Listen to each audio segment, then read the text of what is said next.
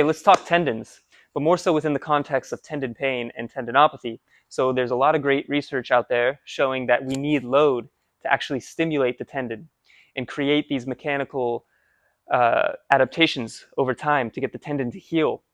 But the problem is people hear this and they think, oh, I need to just load my painful tendon. But the thing is, we need to deal with the pain first.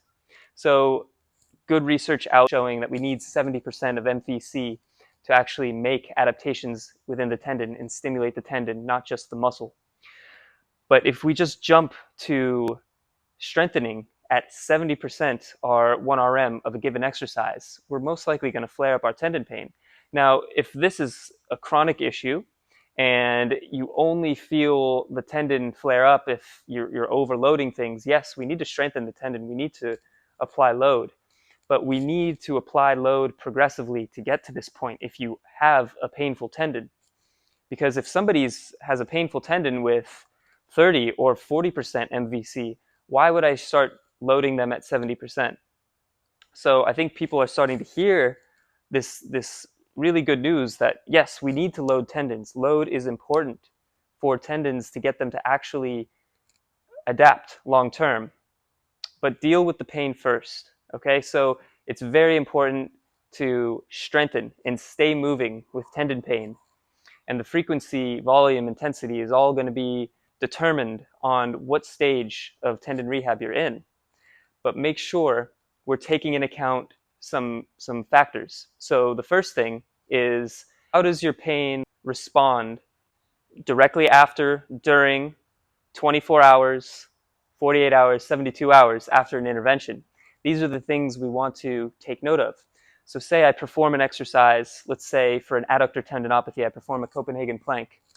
If during the exercise, it's so painful that my leg is shaking, yet I think I'm working within 70% of a maximum voluntary contraction, I'm actually doing more harm and I'm going to cause a flare-up, okay? Because after the exercise, my tendon pain is feeling flared up, or maybe I'm not more sore the day after, but 48 hours or 72 hours, I tend to have some sort of flare-up.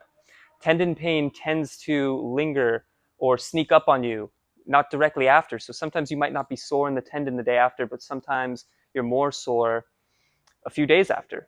So these are all factors we need to take into account. Now, how do we know when we could progress load?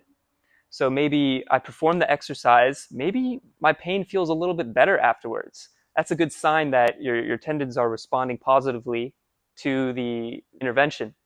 Or maybe it's a little bit flared up, but when you rest and walk around a bit, it returns back to baseline. And maybe it's not more sore and it's not barking at you 24 hours, 48 hours, 72 hours later. This is when we know we can actually progress this load, and we have to progress it incrementally until a point where we're able to strength train fully. And yes, there's always going to be a little bit of a pain associated. We want to take into account these factors of what happens after the intervention, during the intervention, and days later. This is the most important thing.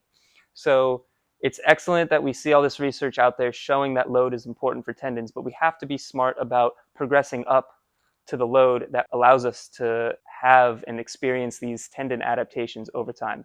In closing, I just want to say, if you have a painful tendon, deal with the pain first. So lifestyle factors: are we getting enough sleep? Are we getting adequate nutrition, getting enough protein, getting enough collagen in? How's our stress levels? How's our movement habits in our day-to-day life? Are we constantly compressing a tendon, whether it's a high hamstring tendon, we're constantly sitting on it? These are all things to think about, okay? So first, deal with the pain. And if we feel the pain isn't flaring up constantly, we can work our way up to progressing load.